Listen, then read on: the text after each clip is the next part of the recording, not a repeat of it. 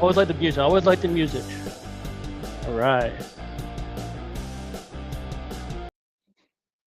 Hey there, friends. Welcome back to another episode of Shoot the Hoot Raw. This one's a little different because I'm not just your host today, I'm also the guest. Yep, we've saved the loudest, the quirkiest, the most caffeinated founder for last. Yours truly. This is the final stop in our Founders Unplugged series. And today, we're cracking open the full stack of Chuck Taylor, the code, the chaos, and the closing skills. No, not the converse. You'll hear about what makes me tick, the tech I can't live without, what Membots would say if it could talk, spoiler, it's passive aggressive, and how we built CyberHoot from napkin scribble to nerd paradise. No demos today, just honest answers, awkward laughs, maybe a few stories my team really hoped I wouldn't share. So buckle up, grab your favorite beverage, and let's take a look at today's flight plan before I spill too many secrets too soon. All right, folks, here's what we've got lined up today on Shoot the Hoot, Founders Unplugged, a very special episode featuring yours truly. Today's flight plan, 10 fun and slightly awkward questions. Let's find out what makes me the full stack Hootster, tick, and occasionally crash a server. We'll follow that up with our CyberHoot nerd update. So it turns out when you unleash a team of owls on our keyboard, you get progress, lots of it. Then we have our open mic Q&A, your chance to grill me, praise me, or ask why I haven't added dark mode yet. And lastly, our Hoot-worthy horror story. Oh, I've got stories like the one where I nearly ended my tech career before it even began. Yeah, it's pretty bad. So let's dive in. Quirks, code, caffeine, and all. All right, folks, you know the drill. Usually I'm the one asking the questions, running the slides, cracking the jokes, and occasionally crashing the server. But today, I'm in the hot seat. So I bring in someone who knows me better than most, the guy who helped hatch CyberHoot, the original Al visionary, the calm to my chaos. Give it up for Craig Taylor. Hey, Chuck.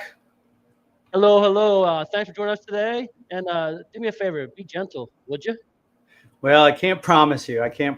But I will do my best, Chuck. It's really good to be not in the hot seat, but asking the questions today. But before I get started, I want to share with folks a little bit of our history, Chuck and how far back we go. In fact, we go so far back, it was the last millennium in 1999 when we first started working together. Do you remember those days of Strikeforce? Yeah, last millennium. Let me think about that for just a second. Gracious, that's been a while. All right, yeah. Go ahead. We worked for about 6 months together on Strikeforce before I went to the NDC and Global Web Hosting, where Chuck, you and I reunited just about a year later. For the next 10 years, we worked together off and on in different roles and different ways for, better part of 10 years. And then I left CSE and we got back together in 2014 to found CyberHoot. You and I decided, let's get together and build something of our own instead of someone else's. And that's the birth of CyberHoot back in 2013, 2014. And ultimately, the arrival of Shoot the Hoot, where we're here today to film. Right. So tell me, there's a beautiful big margarita in front of you. What's this image all about, Chuck? All right. So my wife said she wanted to go out. We met some friends. We'd go out to a Mexican restaurant, and we're looking around getting something to drink. And my wife says, "You want to just, maybe I'll just share one or something." I'm like, "Okay, we'll share a drink." So I ordered this margarita. Now that's not an optical illusion. That glass is about as wide as my chest, just about. It's huge. It's got to be over 100+ ounces. I don't know of straight margarita. Delicious. We shared it. We did finish it. I think I finished more of it than my wife, but we got through. So we like to go out every once in a while, blow off some steam, and a little bit of margarita, a little bit of my personality. So that's the reason for the the big margarita. And sometimes I need it. Sometimes I really need that margarita. Yeah, no doubt. So, well, now that's my salt rim secrets. Now that they're out, let's shift from the frozen drinks to the fiery questions. So, Craig, go ahead and hit me with your best one. So yeah, we get 10 questions here for Chuck today, all lined up. And the first one is, Chuck, what is your most productive hour of the day, and what are you usually doing instead? Okay, let's see. So I read this book by Brian Tracy called Eat That Frog. They talked about get up in the morning early and eating the biggest, ugliest fraud, get out of the way you can enjoy the rest of your day. So I started getting up at the time at 5:30 in the morning and working from like 5:30 to 9. It would be 3.5 hours of uninterrupted work. You can get a lot done in those times. I even dedicated a half hour of that time to writing a book. So it's funny, I wrote my first book. I just set a goal for myself to write a book. And this is not a shameless plug. You don't have to buy the book or anything. Oh, there it is. There we go. Available on Amazon if you want to buy it. It is there. It is on Amazon and Apple, but I'm not trying to push the book. But the point was I was able to set aside some time at first thing in the morning. Oh, Craig got his good stuff. But I was able to put together some time where I'm uninterrupted and do things like that. And what I do is I take the most important things of my day and I knock it out first thing in the morning. Now that was 5:30 to 9. I've actually since moved that from 6:30 to 9:30 because I need to sleep a little bit longer when we get older. So it would at least 7 hours of sleep. And I'm all about, investments every day that end up in something good in the long run. So that's what I do. So I'm a 6:30 in the morning to 9:30 is where I get my most productive time in. I knock stuff out. It's awesome. That's awesome. Yeah, no, sleep is so important. And I think we all kind of burn the candle at both ends there, especially in a startup like ours. Yeah. Next question for you, Chuck. What's a piece of tech you couldn't live without and one you wish never existed? Okay, so I couldn't live without my MacBook. First of all, I'm a Mac environment, ecosystem kind of Apple ecosystem kind of person because everything just works for me. So my Mac allows me to be able to focus on my job, my tasks, my work, not have to worry about my laptop actually working. But on top of that Mac, I use a calendaring habit task list system called TickTick. This is not an advertisement for TickTick, but I think it's a great piece of software. I run my entire day out of it. I'm very scheduled, so I don't have to live without TickTick or at least some sort of scheduling software that would show me my habits, my schedule, my tasks, etc. It's all in one spot. And it also does Pomodoro sessions. So I'll go into a 25-minute Pomodoro session and have that key strong focus that we need as co-founders and as we're building a business. So MacBook and TickTick, can't live without them. And what don't you wish ever existed? What I wish never existed. I would say sometimes, and without getting any specifics, sometimes some of the social media stuff. I mean, things like TikTok, they're fun and they're entertaining, but so many people in the world today are using them just to what they call it, doom scroll. I think it's called the doom scroll.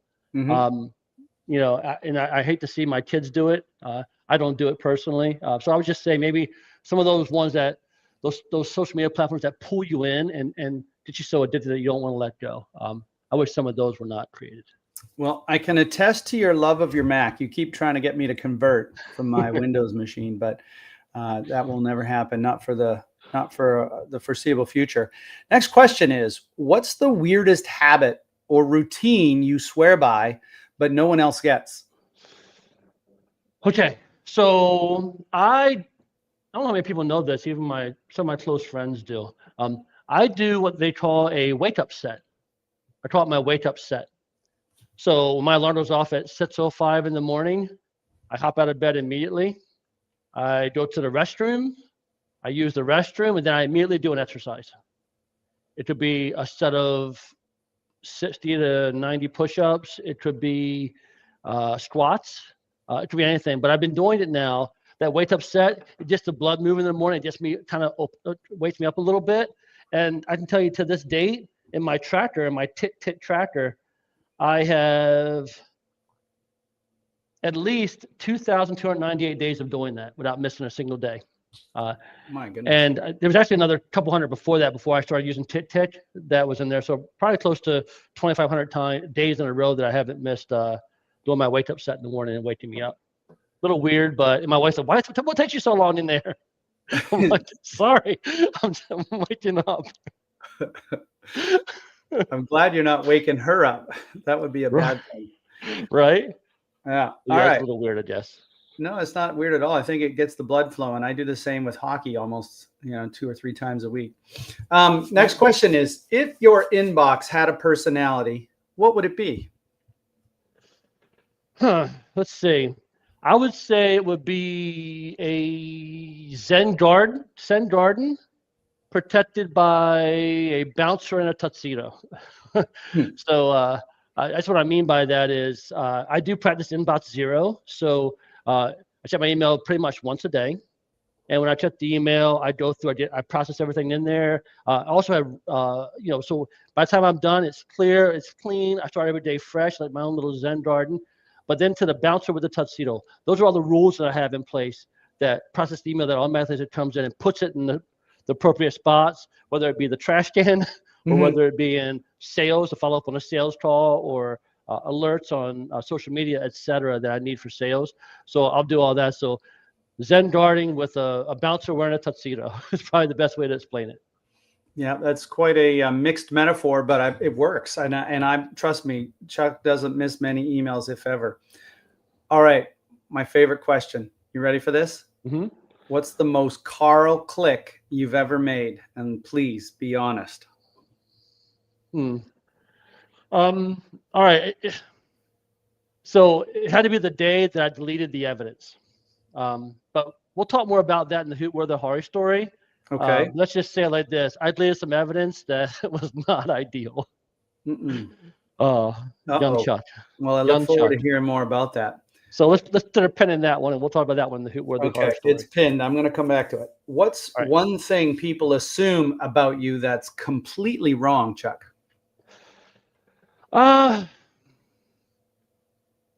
This was a little hard for me personally because I don't know. So I have nice things. I have a nice house. I have nice clothes. I have good fitness. I have good practices. I have a lot. I've been blessed with a lot, and I've had a couple of people make comments here and there that pretty much said, "You're living nice. You're living good. It must be nice," like it was given to me. And everything I've actually done it's all just constant work. Before I started forcing myself to sleep for 7 hours a day, I would get between 4 and 6 hours of sleep a day, where I would do code all day long, and I'd do it into the nighttime as well. I worked a day job, and I did work at night for some great partners, and I worked. I would go to work at 9 in the morning, which that's not bad, but I'd work until 5 or 6 o'clock. Come home, I would exercise, I'd shower, I'd nap for an hour and a half, get up and work from like 9 p.m. to 4 or 5 a.m. And I would do that all the time, and then catch up on Saturday. It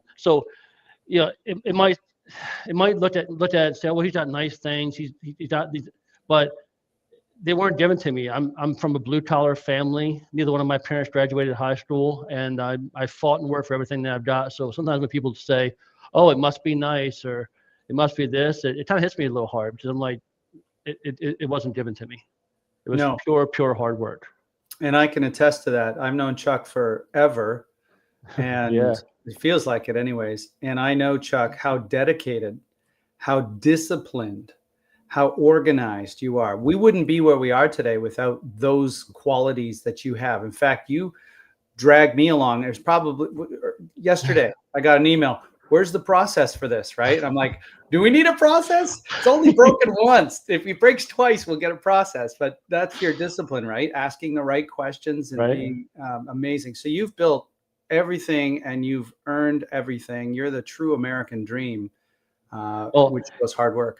It's funny. Was it Malcolm Gladwell that said it takes 10,000 hours or anything to become an expert? I actually sat down one time and did the math on it.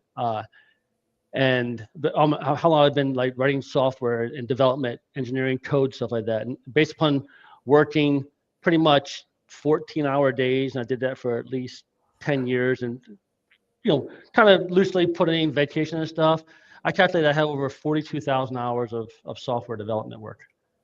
That's significant. Quite a bit. So it was a lot of work, but people kind of assume that sometimes when you see people, it's just, oh, it must have been easy for them, or it's nice. There was nothing easy about it, that's for sure. And it still isn't perfect. I still have lots to do. For my community. There's a podcast that I could recommend to other people in addition to ours called Diary of a CEO, Stephen Bartlett. He reminds me of you, or you remind me of him. I forget which way it goes, but if you ever get a chance to listen to that, he worked very hard from nothing to achieve greatness. And so hats off to you, Chuck. All right, next question. What was your first job? The listeners want to know. And what did it teach you about cybersecurity or running a business for that matter? Okay, so my first job, I worked on the water with my uncles, crabbing for blue crabs. Mm-hmm. I can't say that it directly taught me anything about cybersecurity because we're going back probably 40 years, Yeah, right? but it taught you about back, life. I remember this story. Tell this story. This is a great one. So just I worked for my uncles on the water, and my one uncle was an extreme. Is to this day he's an extremely hard worker, a God-fearing man. But he, when we were first growing up, he was kind of tough. He was hard, and we were out there in the water one morning. It was very early, and it was very windy. It was raining. Not the kind of rain that just drenches you like hard, but the kind of like constant misting type rain with a little bit of drizzle in there that still soaks you. And we were hitting these waves, going up and down, up and down. And in between the crab pots, we would turn around. My cousin and I would turn around. We would hold the crab pots behind us to make sure they didn't fall. And then with the water, if I were to miss a crab pot or something, I kind of get a little bit yelled at. Hey, you missed a crab pot! Like I had to actually hook it to pull it in. The actual bouncing little things about this big, about that big, about that tall. I had to like hook it with the thing and boom. But in the storm, it was kind of tough to hook because the boat's literally going like this. You're coming up to a crab pot to pull it in, and I think I missed a couple. And I was holding, and then my uncle finally got mad and yelled at me and my cousin about, don't worry about the crabs, they're gonna be fine. Pay attention. And we did. And sure enough, the very next wave came and we hit the wave, we went up, and then we went down in between the next wave. And then the next wave came over the bow of the boat, and then crabs flew everywhere. And he started yelling at us, pick them up, what are you doing? It was a whole yelling thing, right? Yeah. It was kind of fun. Like I said, he was stern, but he was a realist too. He is. He still suspects stern. And he's a realist. He's a good man. And I love him. And I'm very thankful for those times. So on the boat now, cybersecurity. That's 40 plus years ago. I don't think there really was much cybersecurity stuff happening. Was there even internet? I don't even know. It was pretty. That's a way. I'm sure there was like DARPANet or something going on then. But interestingly enough, it did teach me about like physical security and keeping myself safe, along with processes or ways of doing things. And I just used to derive those concepts from cybersecurity today. It's all about keeping things secure, right? It's about following the right processes, doing the right thing to protect yourself. So very similarly in that scenario. So Preston did teach me a little bit about cybersecurity. I just didn't know it. Yeah, that's a good answer. So crabbing was one of your first jobs, and following direction at the detriment of the crabs, I guess. Yeah, I mean, listen, it was fun. I mean, there's some of the best days working with my cousin and my uncles. It was a lot of fun. I really enjoyed it. I believe it. It was hard. It was hard work, though. Oh, no doubt. I mean, those are formative skills, right? Our first jobs, that's for sure. All right, next question. If you had a warning label, if you took your shirt off and you read the warning label on it, what would it say? That a warning label, what would it say? I would say that kindness is not weakness. So I find that I just earlier in my life, I was sort of like the alpha male dominant. I would stand up. I had a lot of ego, and I'd push and fight, and I'd defend, I'd argue, and prided myself on winning an argument. And there's really no winning in an argument. And I just, when I turned 43, I started, so now I'm 52. So when I turned 43, I started reading a little bit more heavily in my faith as well. And, really changed the kind of person that I am. I'm still passionate. So I call it passion now, but it's more controlled. But oftentimes, can you still hear me? Yes. Sorry, I said disconnected and reconnected. But one of the things I can say is that, I've always been very selfless like my dad. I've always given to the other, whatever's needed.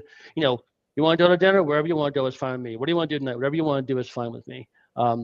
And sometimes that kindness can be seen as weakness. Like, oh, he never decides anything. He never does this. But I find myself as one of the ones that's more willing to compromise in any relationship. on things that I think are compromisable, right?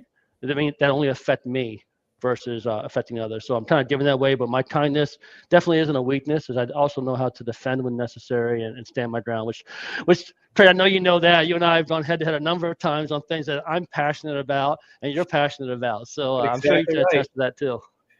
I want to make an observation here on this. One, I don't think that's a warning label. I think that's a strength. And so people who know you, Chuck, I think they would recognize that instantly in you, that you are willing to listen, understand, first to understand the other point, then maybe to be understood, that sort of thing. I really appreciate that about you. But what struck me about your answer was that it sounds like it coincided with the formation of CyberHoot.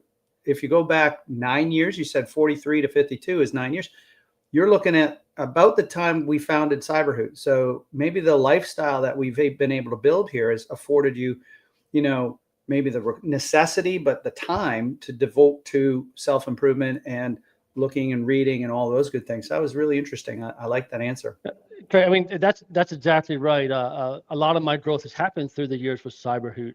And, you know, I take an hour and I don't know if this question is asked later or something, but I take time each day for self-improvement, and that self-improvement is really important. And that's in personal, that's in business, that's in wealth, that's in pretty much every avenue of life. Yeah. Words to live by. This might be the next question that I think you were starting to answer, which is, what's one thing you do every week or day that keeps your brain sharp or at least caffeinated?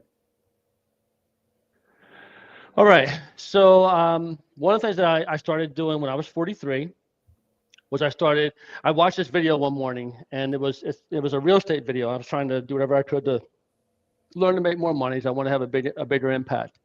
And so I watched this video, and I didn't really get a lot out of the video, but the guy said, if you do nothing from this video, read the book Rich Dad Poor Dad. Again, this is not a advertisement or a thing for Rich Dad Poor Dad, but it's like, read Rich Dad Poor Dad. And then I read the book, and I was like, crap, I'm poor dad. Which, you know, if you were given a choice of being rich dad or poor dad, which one would you choose? Right? So just by the name. So I was like, crap, I'm poor dad. And I made me read his next book, and then the next book. And next thing you know, you fast forward, you know, 9 years now, and I probably read over 500 different books. And I used to hate to read. I would never read. I'm figuring, why would I read when I can watch the video or watch the movie? Or it's like, you should read Jaws, right? So it's great. No, no, I watched Jaws. That's where the explosions come in, right? You really feel it. But I read just nonfiction books. So I read for 30 minutes every day, at least 5 to 6 days. But I usually take off on Sunday. I'm doing other things. 5 to 6 days a week, I'm reading for 30 minutes. And then for the other 30 minutes of that, I'm actually reviewing the books that I read, the highlights from the book. I watch them on my iPad. I use my trusty Apple Pencil, not an advertiser for Apple, Apple Pencil. And I go ahead and just take those actions, and I read them each day, and I put them into our business. I put them into the team for thoughts, and we grow that way. So this is one thing that keeps me sharp and keeps me going. Avid reader now. Never read before, really, and now I do all the time.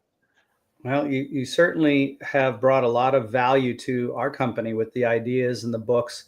We follow a financial business plan from a book that you read, and then we all read on Profit First, is what it's called. Yep. We recently read another book, and these are not endorsements, but I will endorse this book.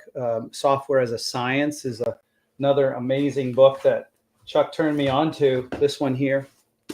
Fantastic book, amazing for a startup like ours in the software business. So testament to Chuck and his passionate reading, because it really helps us grow. So well done on that. All right, last question, if you're ready. Sure. You're trapped in a phishing simulation forever.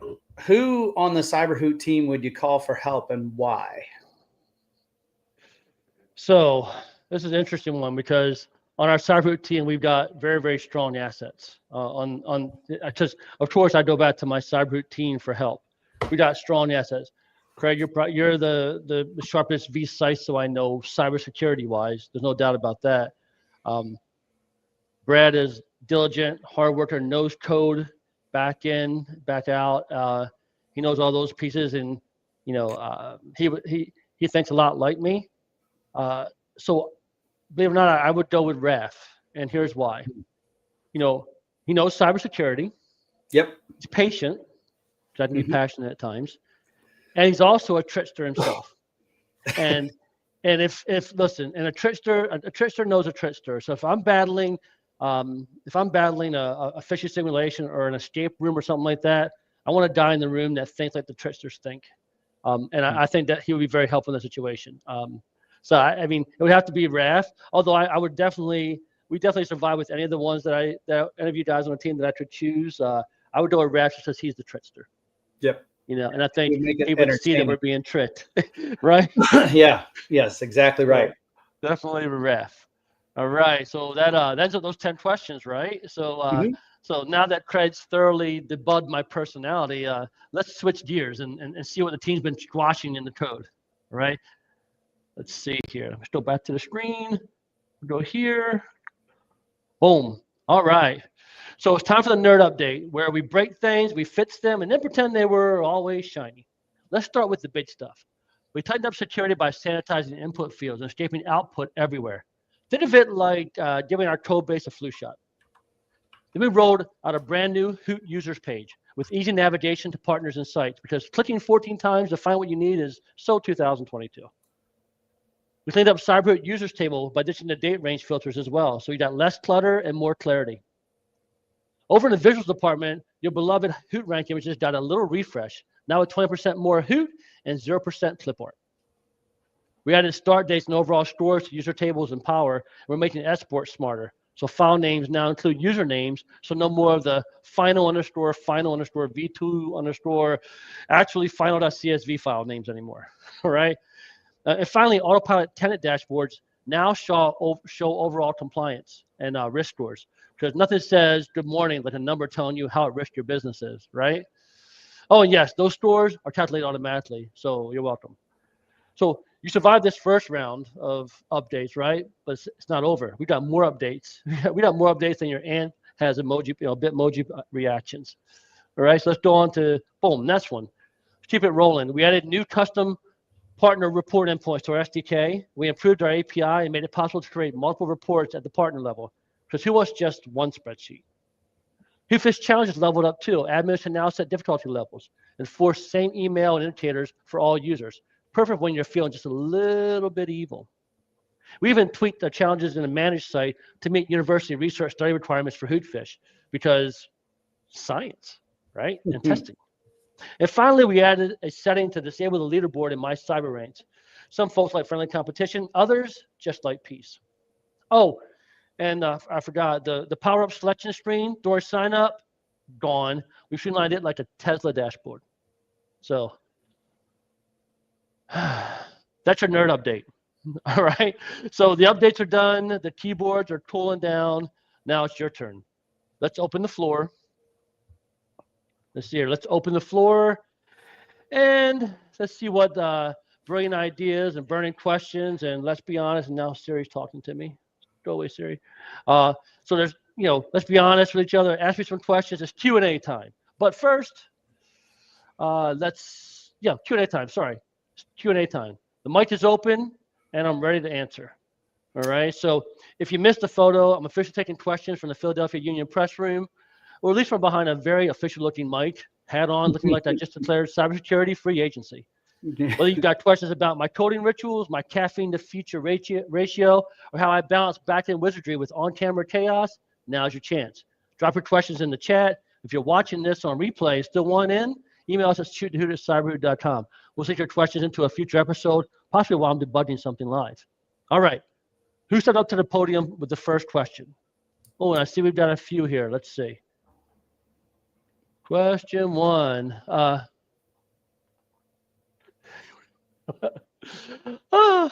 So this is kind of a funny little thing. I can't believe some of your business partners had you working that much overnight.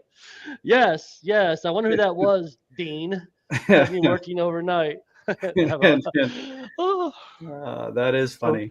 That's funny, Dean. I know who you're talking to. All right. So thank you, Dean. All right, anybody else? Just a few more comments in here from Dean. I'm just going to laugh at behind the scenes. I have one for you, Chuck. Okay, what's up? Packet Punk wants to know, if someone made a movie about CyberHoot, who would play you? you, Chuck, and what would the movie be called? So, you know what? I really like The Rock. I'm nowhere as big as The Rock, but I really like The Rock. He's bald like me. I could definitely see The Rock playing me, Dwayne Johnson. So I'd love to have The Rock play me in a movie. That would be incredible. And so what would it be called? Yeah, what would the movie name be called? I don't know. How about Cyber what? Like that. Yeah. And then it'd be like a little kind of a funny action kind of thing. So I'd call it would be Dwayne The Rock Johnson and Cyber what? Yeah. Like that. I'm picturing sort of like The Rock and Kevin Hart in That's who I was thinking. Kevin National. Hart. What was it? Actually, it was National Security or some kind of security film. It was really good. Love it. I have one more question if you want, and we have time. Curious Clicker wants to know, what's the one cybersecurity myth you wish would disappear forever?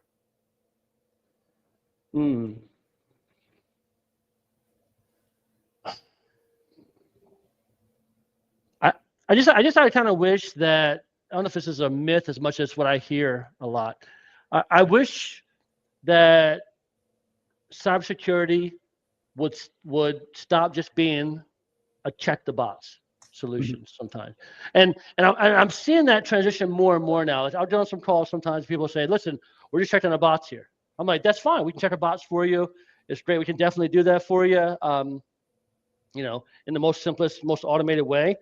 But the real value is what you get out of the platform. We get out of the training, et cetera. Like Hootfish alone, which we know email over 80% of the over 80% of phishing attacks come in or attach them in to your employees through the inbox, right? So Hootfish alone with the awareness, where to click and what to do, really, really most important. So myth or thought, I think the myth of just saying, hey, I checked the bots, I found the platform it's running is enough, because it's not. I think it takes a cybersecurity culture change. I think it takes learning about it and getting good value out of your training. So checking the bots is not enough. Would it be fair to say that you don't do any check the box exercises in your life, and you hope that all of our clients and all of our customers don't do it either? You get meaningful output from meaningful input, right? You got to put the effort in to learn from this stuff. I had the thought driving this morning that could we see a day in the near future where not just, you know, what happens at CyberHoot sometimes, Chuck, you know it. We get calls, we get asked to people to come sign up for CyberHoot after an event, after a breach or something, because they realize, oh my gosh, I could be breached, and they don't want to be hit. But I was thinking, we're probably very close to the day where every single company that exists will have been hit at some point. Like, it's not a question of if, but when. And the more proactive you are, I think, to your point in the checkbox, the better off we'll all be. All right. That's all the questions I have for you today, Chuck. What's next? All right. That's all we've got for now. So enough of the questions. It's story time. And trust me, this one's got suspense, regret, and a command line that nearly ended my career. Oh, geez. Let's dive into this week's Hoot-worthy horror story. But first, as always, I got a little confused starting this slide. You know, we have our Hoot coupon alert, right? So be the first to send Hootster 10 to ShootTheHoot@cyberhoot.com and get 10% off your next invoice.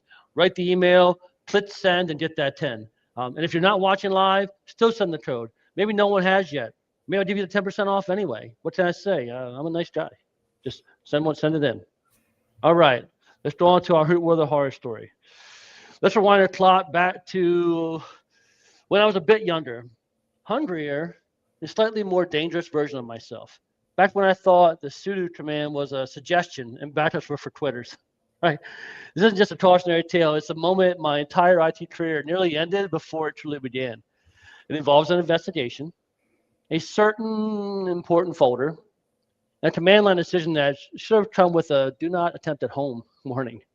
Let's just say I deleted something very important very quickly and then try to look calm while I was silently screaming inside. So, buckle up, folks. Here it is. This is the story of the day I nuked the evidence and actually lived to code another day.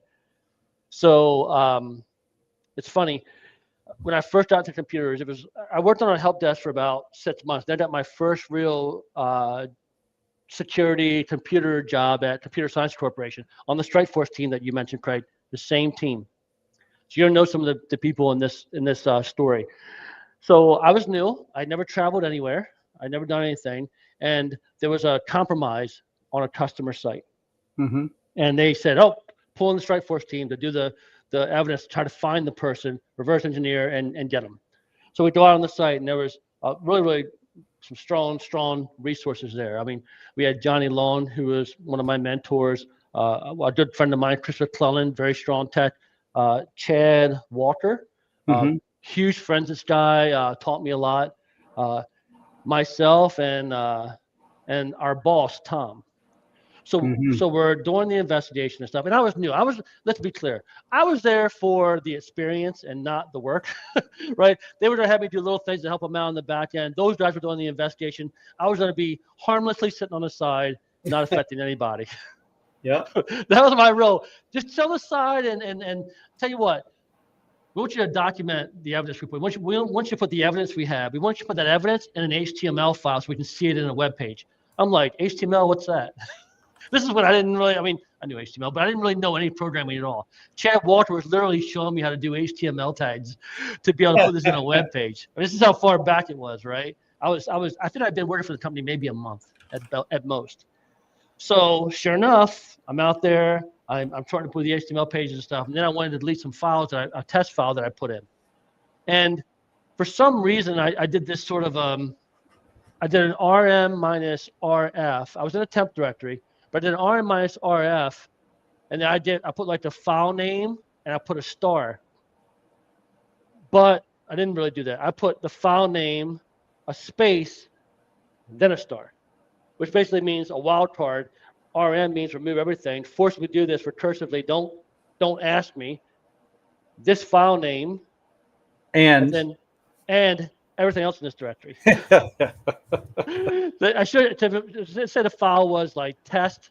I did like test. I want to do test star. I did test space star.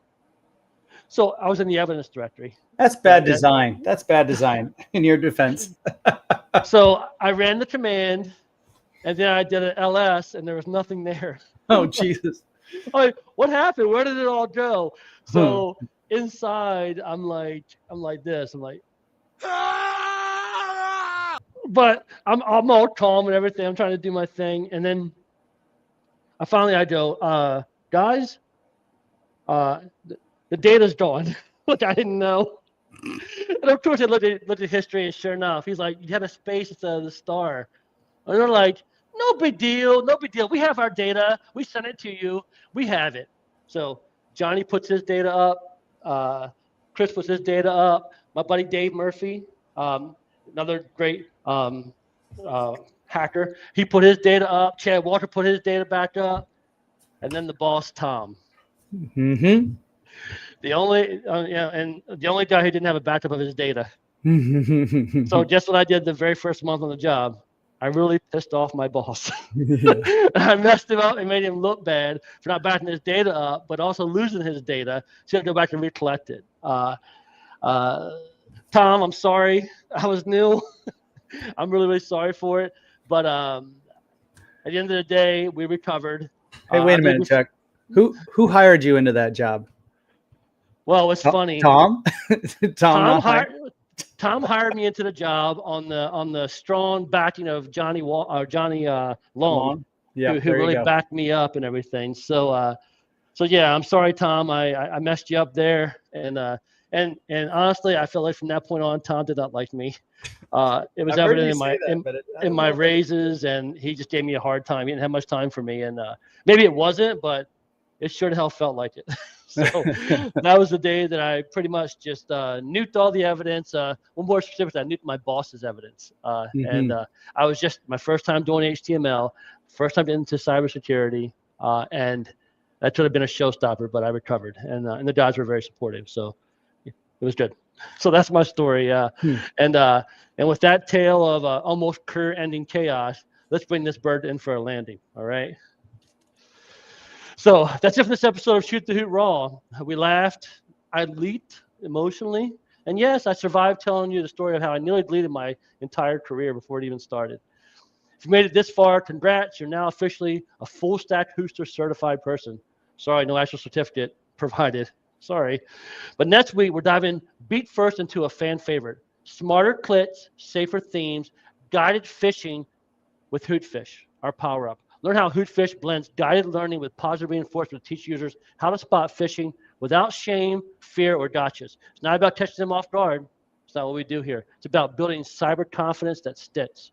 Until then, clip responsibly, train relentlessly, and never trust Carl with a PDF attachment. So thanks to Craig for joining us today and putting me in the hot seat. Thank you so much, Craig. My pleasure. Thanks for having me.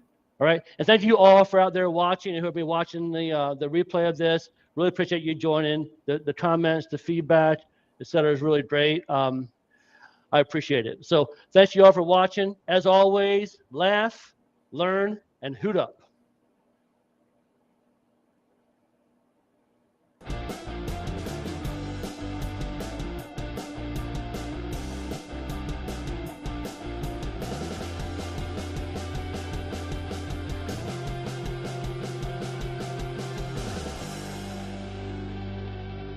Hoot up.